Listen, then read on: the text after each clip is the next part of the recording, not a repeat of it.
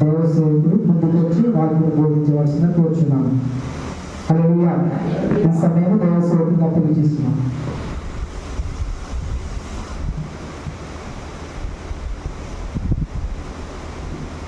Praise the Lord. Hallelujah.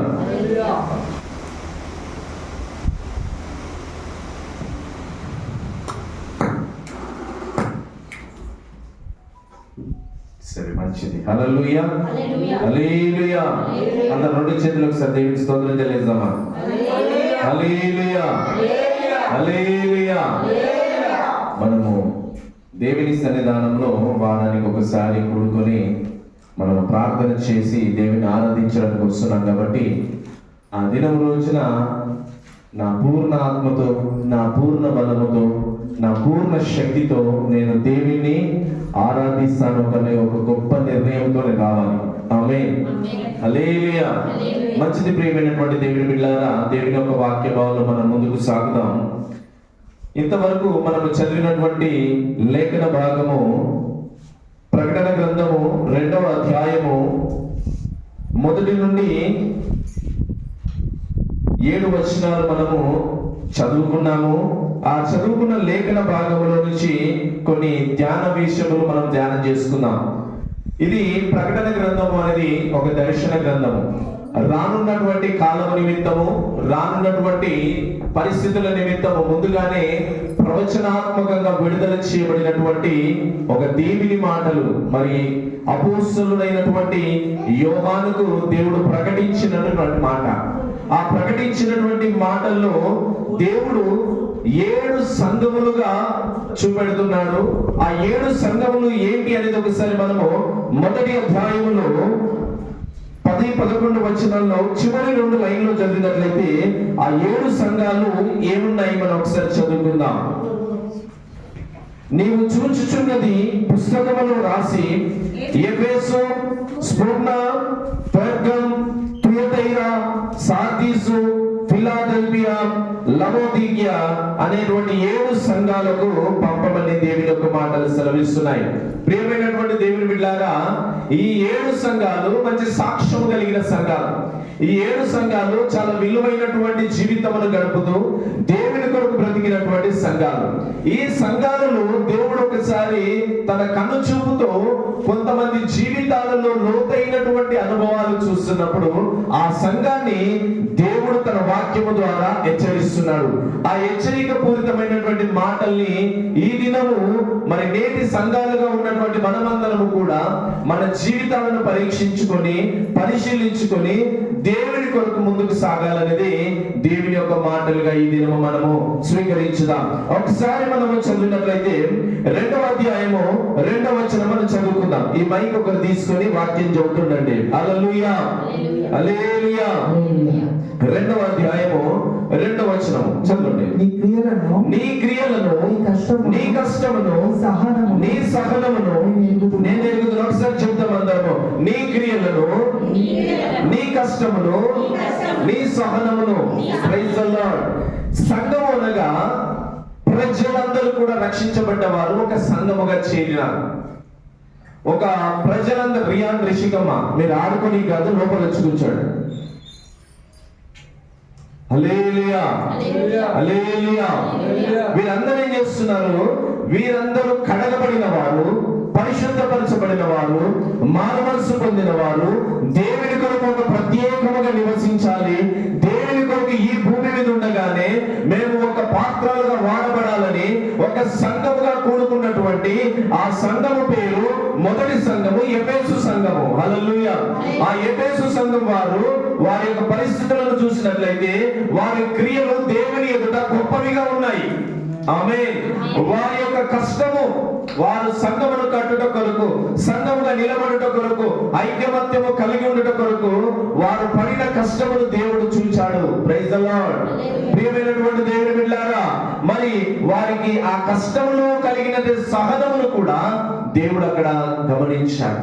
మన జీవితాల్లో కూడా మనము ఎన్నో కష్టాలు పడుతున్నాం.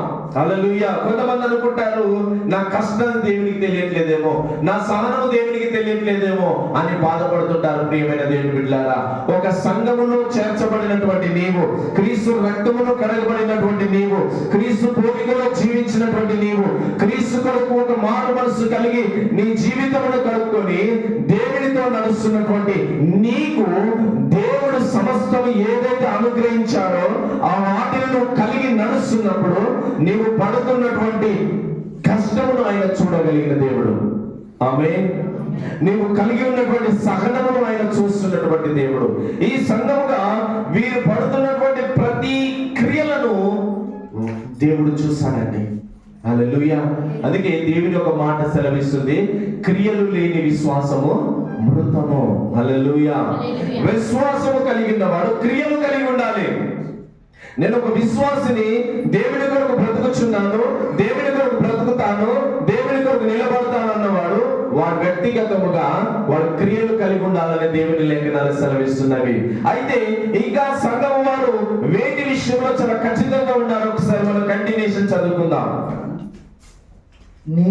నీవు దుష్టులను సహించలేవు.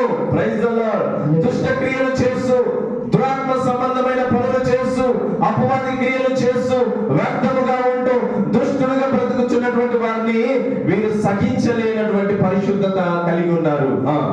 అపోస్తులు కాకయే తాము అపోస్తులమని నేటి కాలంలో చాలా మంది ఇటువంటి బోధలు వచ్చాయండి. వారు దైవ వాక్య సంబంధమైనటువంటి ఆ యొక్క వాక్యానుసారమైన జీవితంలో లేకుండా విపరీతమైనటువంటి బోధలు చేస్తూ, మరి అంత్యకాలం సూచనలు ఏంటంటే విపరీతమైన బోధలండి, రకరకాల బోధలు. అది విచిత్రమైనటువంటి బోధలుగా ఉన్నాయి. దేవునికి అనుకూలంగా కాకుండా వారి యొక్క జీవితానికి అనుకూలంగా వారికి ఇష్టానుసారంగా ఉన్నటువంటి వాక్యం వారు చెప్పుకుంటూ వస్తున్నారు. Praise the Lord. అక్కడ ఇప్పుడు అక్కడికి రావాలని చెల్లెకొచ్చుకుంది.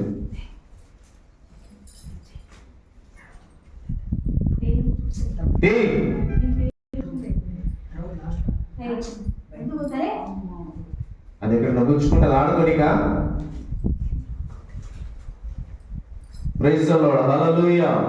వీరు ఎలాంటి వారుగా ఉన్నారు అంటే, దైవ సంబంధము కానివి, దేవుని ఆత్మతో కూడని బోధలు ఏవైతున్నాయో ఆ బోధనను ఖండించినటువంటి ఒక గొప్ప సంఘముగా వారు ఉన్నారు. ఇంకా అందులో పరీక్షించి అబద్ధికులు ఎవరు, నిజమైన వారు ఎవరు, అబద్ధము బోధ ఏది, నిజమైన బోధ ఏది, వారు గ్రహించి దేవుని వెంబడించిన సంఘం ఈ సంఘము. Praise the lord.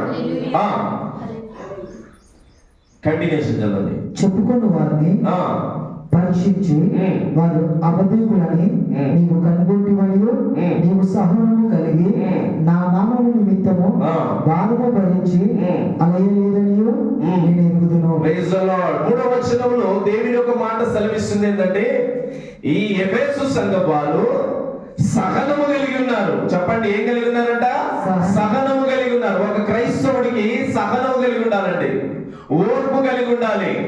సమస్య వచ్చింది, ఓర్పు కలిగి ఉన్నప్పుడు దేవుడు ఒక దినము రోజున దాన్ని తేట తెల్లముగా చేయగలిగిన దేవుడు. నిందలు వచ్చాయి, సహనం కలిగి ఉండు. బాధలు వచ్చాయి, సహనం కలిగి ఉండు. కష్టాలు వచ్చాయి, సహనం కలిగి ఉండు. ఆయన అంటాడు, నీ సహనము సకల జనులకు తెలియచేయబడినప్పుడు అంటాడు. నీ సహనం ఎంత ఉందన్నది నువ్వు కాదని చెప్పుకున్నది. నాకు చాలా ఓర్పు ఉందండి, చాలా ఓపిక ఉందండి, నేను చాలా ఓపికవంతుడని చెప్తుంటారు. ఇక్కడ నీ సహనం ఎంత ఉందన్నది సకల జనులకు తెలియబడాలి. హల్లెలూయా. వారు అంటారు, ఇదిగో ఈయన దేవుని బిడ్డ, ఇదిగో ఈయన దేవుని కుమారుడు, వీరికి చాలా సహనం ఉందండి, చాలా ఓర్పు ఉందండి. హల్లెలూయా. యేసయ్య ఓర్పు చూశారండి. ఆయన ప్రాణమును తీసివేస్తున్నా కూడా ఆయన అంటున్నాడు, తండ్రి వీరేం చేయుచున్నారు, వీరు ఎరగరు, వీరిని క్షమించండి. అంతటి ఓర్పు అండి. తండ్రి చిత్తమును నెరవేర్చుట కొరకు, తండ్రి ప్రణాళికలు నడుచుట కొరకు, తండ్రి ఏదైతే చెప్పాడో ఆ పనిని నెరవేర్చడానికి వచ్చినటువంటి ఆయన తన సహనమును సకల జనులకు తెలియజేయబడలా ఆయన సిలువ వేయబడ్డాడండి. Praise the Lord. హల్లెలూయా. ఆయన అనేకులు తెలుసుకోవాలి, అనేకులు మారుమనసు పొందాలి. మారుమనసు పొంది ఆయన నిత్య రాజ్యము కొరకు ఈ భూమి మీద ఉండగానే సిద్ధపడాలి. సూచనలు చూడండి, వయసుతో తేడా లేదండి, చిన్న లేదు పెద్ద లేదు, వయసుతో తేడా లేకుండా రేపు శుభకార్యం అనగా ఈ కాలంలోనే మరణిస్తున్నటువంటి సమయం, ఈ లోకమును విడిచిపెట్టి ఎప్పుడు వెళ్ళిపోతామో అన్నటువంటి తెలియని పరిస్థితులు, భయంకరమైనటువంటి పరిస్థితులు మన మధ్య జరుగుతున్నాయి. భయంకరమైనటువంటి అబద్ధ బోధనలు వస్తున్నాయి. ఇది రాకడకు సూచనలు అండి. అక్కడక్కడ భూకంపాలు వస్తాయి, దేశం మీద దేశాలు లేస్తాయి, మనుషుల మీద మనుషులు లేస్తారని చెప్పేసి దేవుని మాటలు సెలవిస్తున్నాయి. ఇవి రాకడకు సూచనలుగా ఉన్నాయి. కాబట్టి ప్రియ సంగమా, మనమందరం కూడా వీటి మీద మనం నిలబడ్డాము. కాబట్టి నీవు సహనము కలిగి నీ క్రియలు అనేకులకు తెలియజేయబడేలా నువ్వు నిలబడాలని దేవుని యొక్క వాక్యం ఇక్కడ మనకు జ్ఞాపకం చేస్తుంది. నీవు దేవుని నామము నిమిత్తము భారము కలిగి అలసిపోకుండా, ఏంటంటే అలసిపోకుండా, ప్రైజ్ ది లార్డ్, అలసిపోకుండా దేవుని కొరకు భారం కలిగి నిలబడాలని దేవుని యొక్క మాటలు సెలవిస్తున్నాయండి. అయితే అక్కడ 5వ వచనం ఒకసారి చదివినట్లయితే, నీవు ఏ స్థితిలో నుంచి పడితివో అదొకసారి జ్ఞాపకం చేసుకో. ప్రైజ్ ది లార్డ్, హల్లెలూయా, హల్లెలూయా, హల్లెలూయా.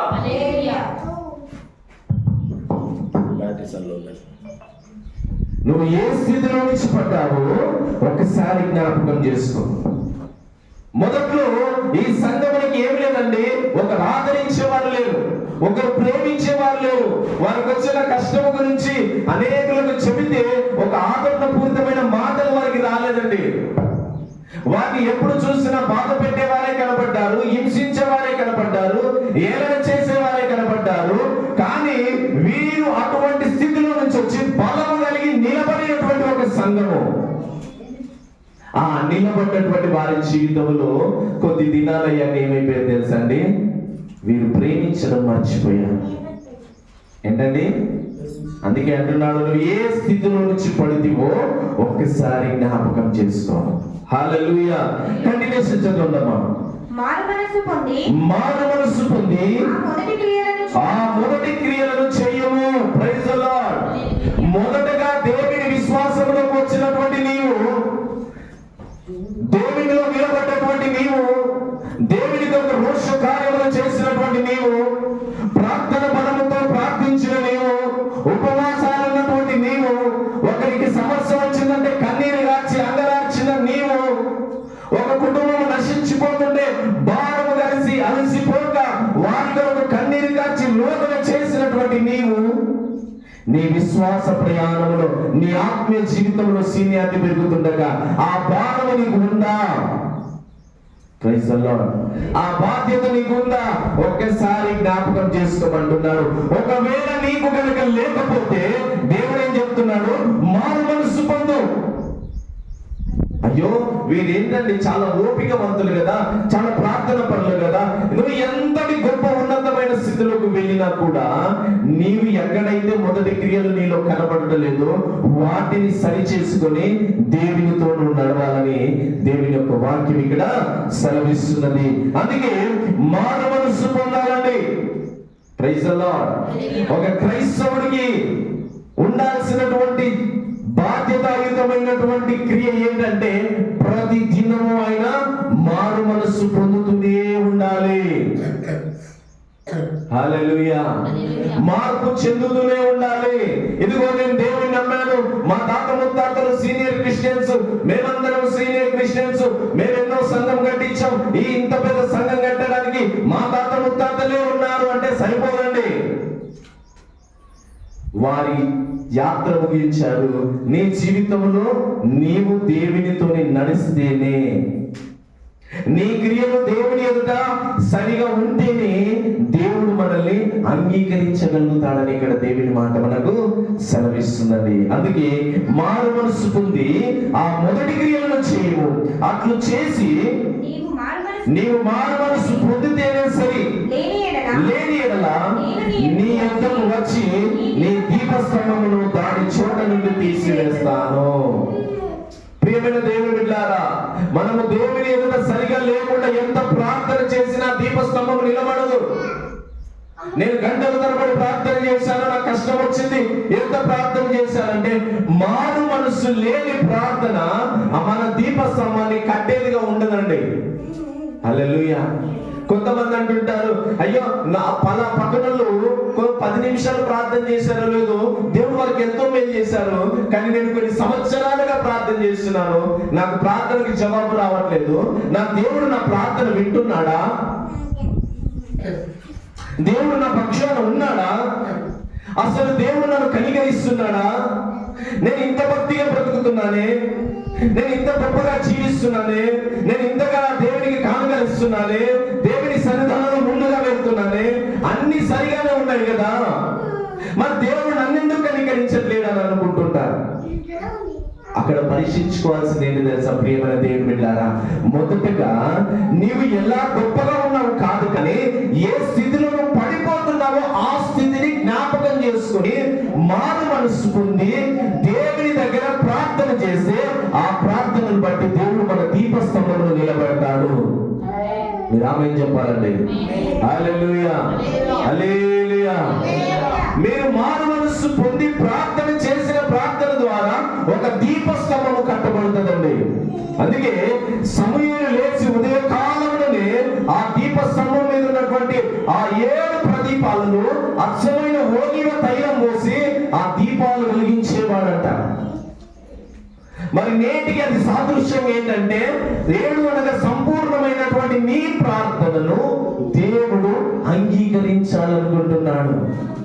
నీ శ్రేష్టమైన ప్రార్థన ఆయన బలిపీఠం యొద్దకు వెళ్ళాలనుకుంటున్నాడు. హల్లెలూయా. నీ ప్రార్థన గొప్పదిగా ఉండాలంటే నువ్వు ఏ స్థితిలో పడిపోయావో అది జ్ఞాపకం చేసుకో. హల్లెలూయా. దేవుడు అవకాశం ఇస్తున్నాడు. చెప్పండి అందరూ కూడా, దేవుడు ఒక అవకాశం ఇస్తున్నాడు. ప్రియమైన దేవుని బిడ్డలారా, మనం చేసే తప్పిదానికి దేవుడు ఒకేసారి పెద్ద శిక్ష మీదే అంటే నీకు అవకాశం ఇస్తుంటాడు. మార్పు చెందడానికి అవకాశం ఇస్తుంటాడు. మార్పు చెందడానికి అవకాశం ఇచ్చి మార్పు చెందు కుమారుడా, మార్పు చెందు కుమారి అని చెప్పి దేవుడు తన వాక్యం ద్వారా బోధిస్తుంటాడు, తన ప్రజల ద్వారా బోధిస్తుంటారు, తన జనం ద్వారా బోధిస్తుంటారు, నీకుగా బోధిస్తుంటాడు. వాటిని విని నువ్వు మారు మనసు పొందితేనే సరి, లేదంటే ఏమవుతుందంట? నీ దీపస్తంభము దాని చోటు నుండి. నిజమేనండి, కొన్ని దినాల తర్వాత మనం మార్పు చెందకుండా మనం ప్రార్థన చేస్తే కొద్ది రోజులకు ఏమైతే ప్రార్థన జీవితమే మారిపోతుంది. కొన్ని రోజులు ప్రార్థన చేయాలంటే చెయ్యం. ఎందుకు తెలుసా అండి? మార్పు లేని జీవితం. మార్పు లేని జీవితం, రోజు మార్పు చెందుతున్న జీవితం ఏమవుతుందో తెలుసా అండి? దేవునికి దగ్గరగా అవుతుంది. మరి ఇక్కడ వీళ్ళు చేసినటువంటి ఆ తప్పు ఏంటండి? 6వ వచనం చదువుదాం. అయితే ఈ ఒకటి నీలో ఉంది. అలా ప్రతి ఒక్కరు పరిశీలించుకోవాలి. లేదంటారా? నాలో ఒక తప్పు ఉందంటారా? లేదంటారా? చాలా మంది అంటారు, నాలో ఏమైనా తప్పు ఉందా, నేను చాలా గొప్పగా బతికాను. మరి దేవుని దృష్టిలో చూస్తే ఏమవుతుందండి? అన్నీ తేట తెల్లంగా కనపడుతుంటాయి. హల్లెలూయా. ఆ తేట తెల్లమైనటువంటి బ్రతుకులో మనం మిస్టేక్స్ కనపడకుండా ఉండాలంటే దేవుని ఎదుట ముందుగానే మనం ఏం చేయాలి? పాపక్షమాపణ పొందాలి. ప్రతి ఒక్క క్రైస్తవుడికి పాపక్షమాపణతో కూడిన జీవితం అవసరం అండి. హల్లెలూయా. నేను సరిగా ఉన్నాను, నేను గొప్పగా ఉన్నాను, నేను ఇంత గొప్పగా ఉన్నాను కాదు. నువ్వు ఎక్కడ తప్పిపోతున్నావు, నీ గొప్ప ఏమైతున్నాయో అది దేవుడికి తెలుసు. వాటికి రావాల్సిన క్రియలకు సంబంధించిన ఫలము దేవుడు ఇస్తాడు. ఈ నికోలాయితులు ఏం చేశారంట? నీవు నికోలాయితుల క్రియలు నీవు ద్వేషించుచున్నావు, నేను కూడా వీటిని ద్వేషించుచున్నాను. చెవిగలవాడు ఆత్మ సంఘములతో చెబుతున్న మాట చెవిగలవాడు వినను గాక. కొంతమంది ఏం చేస్తుంటారు తెలుసండి? వినరు, వాక్యం వినరు. అక్కడ దేవుని ఆత్మ పలుకుతుంటే కొంతమందికి ఏమైతుందంటే, కొంతమందిని సాతాను శోధించేస్తుంది, కొంతమంది వాళ్ళ అనుకూలమైన ఆలోచనలు పడుతుంటారు, కొంతమంది నిద్రాభారం చేత కృంగిపోతుంటారు. హల్లెలూయా. నిన్ను నీవు కంట్రోల్ చేసుకోగలగాలి. నీ శరీరం నేను కంట్రోల్లో పెట్టుకోగలగాలి. నీ నోటిని నువ్వు కంట్రోల్లో పెట్టుకోగలగాలి. నీ క్రియలను నువ్వు కంట్రోల్లో పెట్టగలగాలి. నువ్వు కాకపోతే ఎవరు కంట్రోల్లో పెడతారు? హల్లెలూయా. ఈ సంఘం మీద వచ్చినటువంటి ఒక మచ్చ ఏంటి తెలుసా? వారికి మొదట ఉన్న ప్రేమ ఇప్పుడు లేదు. ఒక భార్యాభర్తల మధ్యలో మొదటగా అధిక ప్రేమ చూపెట్టేసి తర్వాత ప్రేమ చూపెట్టకపోతే వాళ్ళ మధ్యలో ఎప్పటికీ సమాధానం ఉండదండి. అందుకే ప్రేమ అనేది చాలా అవసరం. ఆ ప్రేమ అనేది చాలా గొప్పది అని దేవుని ఒక మాట కూడా మనకు సెలవిస్తుంది. అందుకే గలతీ పత్రికల్లో కనుక మనం చూసినట్లయితే, గలతీ పత్రికలో మనకు ఆత్మ ఫలాలను చూసినట్లయితే, ఫ్రూట్స్ ఆఫ్ స్పిరిట్, ఆత్మ ఫలాలు మొట్టమొదటి ఏంటండి? 5వ అధ్యాయం 22వ వచనంలో ఉంటుంది. మొట్టమొదటి ఆత్మ ఫలము ప్రేమ. అందరూ ఒకసారి బిగ్గరగా చెప్పండి. అంత చిన్నగా గట్టిగా గట్టిగా. ఏం కలిగి ఉంటారు నీవు? భార్య భర్త మీద ప్రేమ కలిగి ఉంటారు, అన్న తమ్ముల మీద ప్రేమ కలిగి ఉంటారు, పిల్లల మీద ప్రేమ కలిగి ఉంటారు. ఇవన్నీ కూడా కుటుంబ సంబంధమైనటువంటి ప్రేమలు, వాటిని ఫీల్ అంటారు. అలాగే సంఘములో నీవు ఒకరి మీద ఒకరు ప్రేమ కలిగి ఉండాలి. మరి నికటమైన ప్రేమ దేవుని మీద ఉండాలి. అదే అగాపే ప్రేమ. ఇందులో భేదము లేదు. మీరు ఆమేన్ చెప్పండి. ఇందులో తేడాలు లేవు. హల్లెలూయా. నాకు ఈ బ్రదర్ అంటే ఇష్టము, ఆయన అంటే కొంచెం ఇష్టం లేదు, ఇటువంటి ప్రేమలు సంఘంలో ఉండదండి. అందరినీ ఒకేలా ప్రేమించిన యేసయ్య ప్రేమ నువ్వు కలిగి ఉండాలని చెప్పేసి ఆ మొదటి సంఘం అయినటువంటి ఎఫెసు సంఘానికి దేవుని మాట ద్వారా హెచ్చరిస్తున్నాడు దేవుడు. హల్లెలూయా. కాబట్టి ప్రియమైన దేవుని బిడ్డలారా, మొదట కలిగి ఉన్న ప్రేమ మనం కూడా కలిగి ఉండాలని మరొక మాట మొదటి కొరింథీయులకు రాసినటువంటి పత్రిక 14వ అధ్యాయము మొదటి వచనం మనం చదువుకుందాం.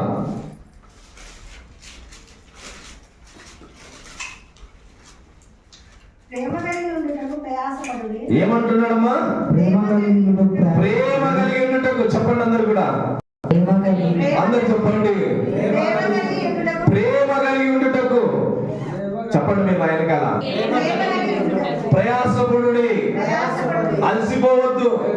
పక్కన చెప్పండి, అలసిపోవద్దు, భారంగా తలంచొద్దు. ఒకరిని ప్రేమించాలంటే అమ్మ నేను అందరిని ప్రేమిస్తాను కానీ వాణ్ణి మాత్రం ప్రేమించా, నేను అందరిని ప్రేమిస్తాను కానీ వీడిని మాత్రం ప్రేమించామని నన్ను మోసం చేశాడు.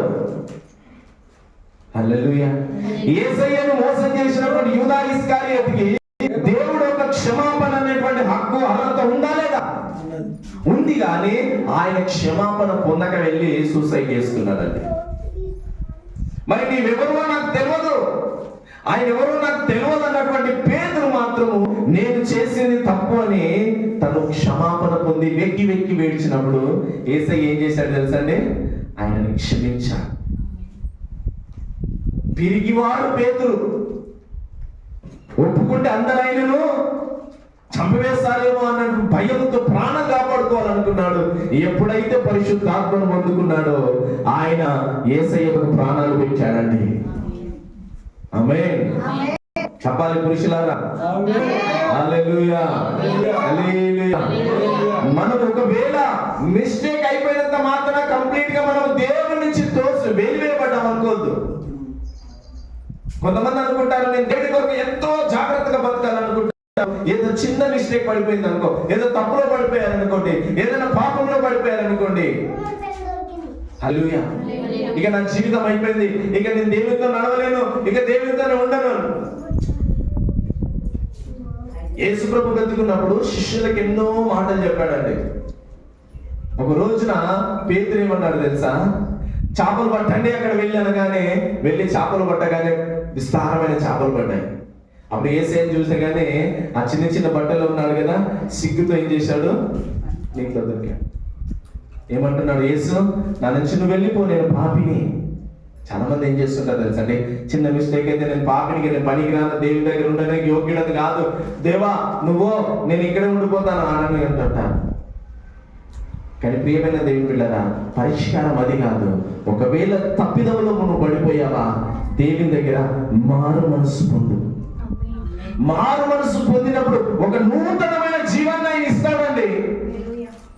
నువ్వు తప్పిపోయిన తప్పిదములో, నువ్వు చిక్కిపోయినటువంటి ఆ చిక్కుబాటులో, ఆ వ్యసనములో, ఆ చీకటిలో, ఆ పాపములో నీవు దేవుడిని తెలుసుకొని దేవుని దగ్గర క్షమాపణ పొందుకున్నప్పుడు దేవుడు నీకు ఒక నూతనమైనటువంటి ప్రణాళికతో కూడిన జీవితాన్ని ఇస్తాడు. అయ్యో, నా జీవితం కొత్తగా అనిపిస్తుందండి, నేను చేసిన తప్పు తెలుసుకున్నాను, క్షమాపణ పొందుకున్నాను, ప్రార్థన చేశాను, స్తుతించాను అని అన్నప్పుడు నీ జీవితంలో ఒక కొత్త మలుపులా అనిపిస్తుందండి. అలా నడుస్తున్నప్పుడు నేను సాతానుడు ఏం చేస్తుంటారు, నేను ఎలా పడదోసునా, నీ యొక్క క్రియను ఎలా చెడగొడుదునా, నీ సహనముని ఎలా పాడదోసునా అని వాడు ఎదురు చూస్తూనే ఉంటాడండి. అందుకే అంటారు భక్తులు, అపవాది మీరు చోటివ్వకుడి, ఆలోచనలకు చోటివ్వద్దు, అనవసరమైన ఆలోచనలకు చోటివ్వద్దు. ఒక సంఘములో, ఎంతమంది సంఘములను ఉండాలని ఈ సంఘములను చేర్చబడ్డావు కాబట్టి నీ సంఘంలో నీవు ఒక ఉన్నతమైన స్థితికి రావాలంటే దినదినము నిన్ను నీవు పరీక్షించుకోవాలి. నిన్ను నీవు వాక్యము చేత పరీక్షించుకోవాలి, నిన్ను నీవు ఆత్మ సంబంధంగా పరీక్షించుకోవాలి, ప్రార్థన విధమును పరీక్షించుకోవాలి. అలా పరీక్షించుకొని ప్రభు కొరకు నిలబడి ఒక ఉన్నతమైన సంఘములో నువ్వు ఎత్తబడాలని దేవుడు కోరుకుంటున్నాడు. అందుకే అంటున్నాడు, ఈ మాటలు చెవిగలవాడు సంఘములతో సంఘములతో చెబుతున్న మాట వినుగాక. ఆత్మ చెవిగలవాడు ఆత్మ సంఘములతో చెబుతున్న మాటలు చెవులు గలవాడు వినుగాక. ఇక్కడ ఎంతమంది విన్నారండి? ఎంతమందికి చెవులు ఉన్నాయి? అందరు నా చెవులలో పోయిందన్న స్తోత్రం చెప్పండి. ఎంతగా పోయిందంటే అంత గొప్పగా స్తోత్రం చెప్పండి. నా చెవులకు పోయిందేసయ్యా అని చెప్పండి. మా స్కూల్లో ఉన్నప్పుడు సార్ వాళ్ళు ఏమన్నారంటే, ఈ చెవుతో విని ఈ చెవుతో వదిలేదు అనుకునేది. మేము అనుకునేది అలా ఎలా విడిచిపెడతారు అంటే దాని అర్థం ఏంటంటే పాటించకపోవడం అంతే. అప్పుడు మనం 2 చేతులు కట్టుకొని సార్ ఏదైతే చెప్తున్నాడో చాలా జాగ్రత్తగా వినేది, ఆ తర్వాత మర్చిపోయేది. ఇది మర్చిపోవడానికి కాదండి, ఇది మన ఆత్మీయ జీవితంలో కట్టుకోవడానికి ఉపయోగపడే వాక్యం. కాబట్టి ఎఫెసు సంఘము నుంచి మనం నేర్చుకోవాల్సింది, ఎఫెసు సంఘములకు కలిగిన హెచ్చరిక వలన మనం నేర్చుకోవాల్సింది ఏంటంటే నీ ఆత్మీయ జీవితం ఎలా ఉందనేది ఆ గొప్ప స్థితిని బట్టి దేవునికే స్తోత్రం, నీ గొప్ప క్రియలను బట్టి దేవునికే స్తోత్రం, నీవు పడిన కష్టములను బట్టి దేవునికే స్తోత్రం, ఆ కష్టములో తోడుండి నిన్ను నడిపించిన దేవునికే స్తోత్రం, ఆ కష్టంలో నీ సహనమును చూపెట్టినటువంటి నీ సహనమును బట్టి ఆ దేవునికి స్తోత్రం, నీ గొప్ప క్రియలను బట్టి దేవునికి స్తోత్రం, నీ ప్రార్థన జీవితమును బట్టి దేవునికి స్తోత్రం, నువ్వు పరిశుద్ధమైన జీవితమును బట్టి నీ దేవునికి స్తోత్రం, నీ ఓర్పును బట్టి దేవునికి స్తోత్రం. కానీ ఎక్కడైతే తప్పిదములో పడిపోయావో అది ఈ దినము నువ్వు పరీక్షించుకో. ఏ స్థితిలో నేను పడిపోయినాను ప్రభువా, నాకు జ్ఞాపకం చేయి. ఆ సంఘం ఎక్కడ పడిపోయిందండి? ప్రేమించట్లేదు. చాలా మంది ఏం చేస్తుంటారని తెలుసా, పెళ్లి చేసుకుంటారు కానీ భార్యను ప్రేమించరండి, పిల్లల్ని కంటారు కానీ పిల్లల్ని ప్రేమించరండి, పెళ్ళి అయిపోయినాక అమ్మ నాన్నను ప్రేమించరండి. ఇటువంటి దేవుడు అంగీకరించరండి. ఇది లోక సంబంధమైనటువంటి ప్రేమ, ఇది వీళ్ళు అనే ప్రేమ. వారిని కూడా నువ్వు ప్రేమించాలి, సంఘముగా దేవుని మరీ అధికంగా నువ్వు ప్రేమించాలి. అందుకే కొరింథీ పత్రిక అంటున్నాడు, ప్రేమ కలిగి ఉండటకు ప్రయాసపడుడి. ప్రేమ అన్ని దోషములను కప్పుతుందంట. తల్లి ఏం చేస్తాడంటే తప్పు చేసిన కొడుకుని ఏం చేస్తుందండి? కాపాడుకుంటది. ఎందుకు? వాడు అన్ని విషయాల్లో తప్పు కాకపోవచ్చు, ఏదో ఒక దాంట్లో తప్పిదంలో ఉన్నాడు, ఆ ఒక్క తప్పిదాన్ని బట్టి నేను ఆ కొడుకును మార్చుకుంటానంట. భర్త చెడ్డోడైతే భార్య ఏం చేస్తాను, నువ్వు చెడ్డోడు, నువ్వు నీ క్రియలు సరిగా లేవు కాబట్టి నేను నిన్ను విడిచిపెడతాను, నాకు వద్దు అంటదా? మిగతా అన్ని విషయాలు నా భర్త మంచోడండి, ఈ ఒక్క విషయంలో మాత్రమే చెడుగా ఉన్నాడు కాబట్టి అని ఈమె ఏం చేస్తుంది? పరిశుద్ధ ప్రవర్తన కలిగి దేవుని దగ్గర ప్రార్థన చేసుకుని నా భర్తను మార్చుకుంటాను అంటారు. హల్లెలూయా. ఒకవేళ భార్య కొన్ని విషయాల్లో ఆమె బలహీనురాలుగా ఉంటే వదిలిపెడతారా అండి? వదిలిపెడతారా? వదిలిపెట్టారు. ప్రేమైన దేవుని బిడ్డలారా, కానీ ఏం చేస్తారు తెలుసా అండి? క్షమించుకుంటారు. బైబిల్లో క్షమాపణ అనేది ఒక గొప్ప కార్యం అండి. దేవుడు ఏం చేశాడు తెలుసా? ఆయన జనములను క్షమించాడు. ఆ తర్వాత నువ్వేం చేశావు తెలుసా? నీకు కూడా క్షమించేటువంటి భాగ్యం ఇచ్చాడు. నీ ఎదుట అపరాధములు చేసిన వారిని నువ్వు క్షమిస్తే దేవుడు మన అపరాధములను క్షమిస్తాడు. ఆ సంఘము ప్రేమను కోల్పోయింది. మరి ఈ దినం రోజున నువ్వు నేనేం కోల్పోయామో ఒకసారి మనం గ్రహించి ప్రార్థన చేసుకుందాం. మోకరించి దేవాది దేవి నామాన్ని బట్టి, ప్రభువా, నేను తప్పిపోయినటువంటి క్షణమున తండ్రి నన్ను జ్ఞాపకం చేసుకోండి. నేను ఏ విషయంలో నీ ఎదుట నేను అంగీకార యోగ్యంగా నిలబడలేకపోతున్నాను. నన్ను క్షమించయ్యా, నా దోషములను క్షమించు. అందరూ కూడా కోరుకుందామండి. నా పాపములను క్షమించు. నీ సన్నిధానంలో నేను నిందారహితునిగా ఉన్నానయ్యా. అయ్యా నా నిందలు, అయ్యా నేను నిందారహితునిగా ఉండాలయ్యా. నీ ఎదుట నేను పాపిగా నిలబడకూడదయ్యా. నాకు క్షమాపణ దయచేయండి. నీ కొరకు నేను నిలబడతాను. ఆత్మ సంగములతో చెబుతున్న మాట చెవులు గలవాడు వినుగాక అన్నావు. నాతో నువ్వు మాట్లాడవయ్యా. నాతో నువ్వు మాట్లాడి నన్ను దర్శించావయ్యా. నన్ను క్షమించు నాయన. నా జీవితాన్ని క్షమించు, నా బ్రతుకును క్షమించు. నన్ను నీ కొరకు ఒక పడబోయ జాలని బలిపీఠముగా కట్టండి అయ్యా. నన్ను నీ కొరకు ఒక బలమైన ప్రాకారముగా నిలబెట్టండి అయ్యా. నా బలమైనటువంటి బలిపీఠమును మరలా నిలబెట్టయ్యా. నా దీప స్తంభమును నిలబెట్టయ్యా అని ప్రార్థన చేసుకున్నా. మాన మనసు పొందుకుందాం. దేవి నామాన్ని బట్టి ప్రార్థన చేస్తాం. ప్రార్థన చేసుకున్నాం. ప్రేమిగిన మా దేవ, పరిశుద్ధుడా, మహోన్నతుడా, విన్న మాటల్ని బట్టి మా అందరి జీవితాలు కట్టండి. ఎఫెసు సంఘమునకు కలిగిన హెచ్చరిక ఈ దినము నాకు కలిగి ఉన్నదయ్యా. ఆ హెచ్చరికలో నేను మారు మనసు పొందుదును గాక. ఆ హెచ్చరికలో నేను నా జీవితాన్ని మార్చుకుందును గాక. ఆ హెచ్చరికలో నేను నీ కొరకు జీవించదును గాక. నీ కృప నాకు తోడుగా ఉంచు. నీ కాపుదల నాకు తోడుగా ఉంచు. నా బలిపీఠమును నిలబెట్టయ్యా. నన్ను బలపరిచయ్యా. నీ కొరకు నిలబడినటువంటి ఒక గొప్ప సాక్షిగా నన్ను మార్చుకో. యేసయ్య నామములో ప్రార్థించి వేడుచున్నాను తండ్రి. Amen. Amen. Praise the Lord. Hallelujah.